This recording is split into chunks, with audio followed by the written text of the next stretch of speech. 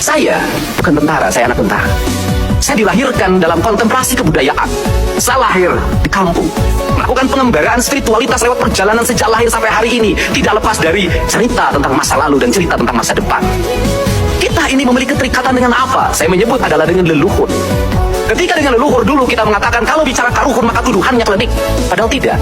Bangsa yang meninggalkan nilai-nilai leluhurnya, maka dia akan kehilangan nasionalisme kebangsaan.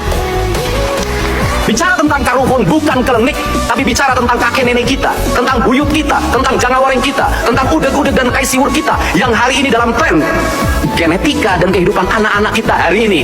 Mereka tidak hafal nama neneknya, mereka tidak hafal nama buyutnya, mereka tidak hafal dari mana dia berasal dan siapa leluhurnya. Ini adalah ancaman masa depan. Sedangkan orang lain terus-terusan setiap hari bercerita tentang leluhur. Maka dalam jangka panjang, khususnya orang Sunda, dia akan ada rangkaian yang terputus dengan masa lalunya, yang pada akhirnya dia akan ada rangkaian terputus dengan tanah dan airnya. Hal itu ditandai dengan semakin bergesernya kepemilikan hak atas tanah. Orang-orang Sunda tidak lagi terikat dengan sawahnya, dengan mata airnya, dengan gunungnya, dengan mudah melepasnya, menukarlah dengan mobil, dengan motor, dan berbagai aksesoris lainnya yang habis dalam jangka pendek. Apa ancaman masa depan? Kemiskinan akan menjadi ancaman masa depan bagi masyarakat Jawa Barat. Kenapa? Hak kepemilikan atas tanah semakin sempit. Perspektif inilah yang saya terjemahkan dalam kerangka berpikir. Saya katakan manusia Indonesia seutuhnya disebutnya nasionalis sejati, kata Islam disebutnya insan kamil, kata orang Sunda rawayan jati. Songo nyurup kanapu. Siapa seorang nasionalis? Mereka yang dirinya bersenyawa dengan tanahnya, bersenyawa dengan airnya, bersenyawa dengan mataharinya, bersenyawa dengan udaranya. Ketika terjadi persenyawaan, saya belajar dari Kopassus bahwa orang prajurit yang bersenyawa dengan tanah dan air dan udara dan mataharinya, ketika di hutan dia seperti hutan, ketika di air dia seperti air, ketika di laut dia seperti laut. Maka dia orang yang tidak bisa dideteksi oleh musuhnya, dia bersenyawa seluruh semestanya, dan itulah spirit prajurit Kopassus sejati. Prinsip dasar itu sesungguhnya harus diletakkan pada kita.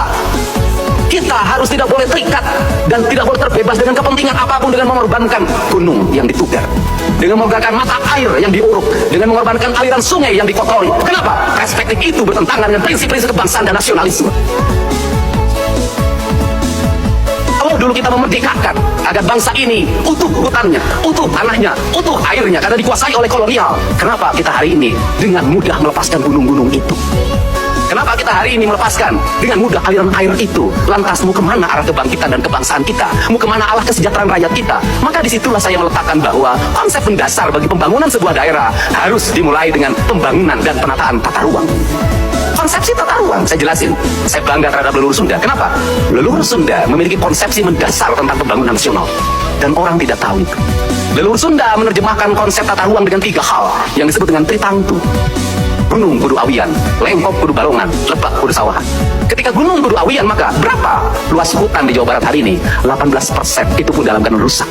Ancaman bencananya tiap tahun, Garut, longsor, banjir, ancaman gempa bumi. Dan kemudian di Bandung ini ada ancaman besar setelah saya teliti. Ketika punclutnya semakin gundul, suatu saat ada gempa dengan kekuatan tinggi, maka tanahnya akan menguruk Bandung. Air jatuh, maka akan meledak air bah. Cirata dan Jatiluhur tidak akan sanggup lagi menahannya, maka jebol ke wilayah utara.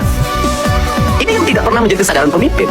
Maka dimulai dari mana membangun ini? Selamatkan mata air, selamatkan gunung-gunung, selamatkan daerah-daerah gundul. Jangan terus-terusan dilakukan eksploitasi. Kenapa? Ini adalah sesuatu yang harus dititipkan bagi anak cucu kita ke depan.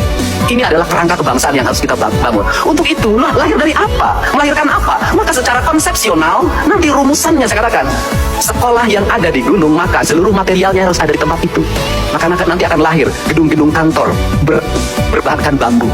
Nanti akan lahir sekolah-sekolah berbahankan bambu. Kenapa? Konsepsi pembangunan selama ini salah. Di daerah gunung, gedung sekolah SD-nya, gedung sekolah SMP-nya, gedung sekolah SMA-nya menggunakan bahan baku pasir, batu, semen. Biaya angkutnya mahal, RAB-nya hampir sama dengan yang di dalam kota. Akibatnya apa? Kualitas bangunannya cuma bertahan sebentar. Sudah apa yang dilakukan oleh kita? Daerah bambu, bangunan sekolahnya dari bambu. Daerah kayu, sekolahnya dari kayu. Semuanya ditata. Itu yang disebut dengan falsafah Sunda. Ciri sabumi, cara sadesa, Jawa datu tumbiritna, sacarana lain tepak sejenegel. Apa itu artinya bahwa pembangunan harus dibangun berdasarkan karakter wilayah dan karakter lingkungan. Bukan hanya bangunan nanti melahirkan kurikulum yang di daerah gunung, maka anak-anak diajarkan bagaimana estetika gunung, bagaimana ilmu hayati gunung, bagaimana ilmu biologi gunung, bagaimana ilmu matematika gunung, bagaimana ilmu ekonomi gunung, bagaimana ilmu UMKM gunung. Maka gunung itu menjadi kekuatan ekonomi yang melahirkan multiplier efek kebudayaan, dan nanti orang-orang gunung akan bangga tinggal di gunung. Kenapa? Menjaga gunung melahirkan kemakmuran.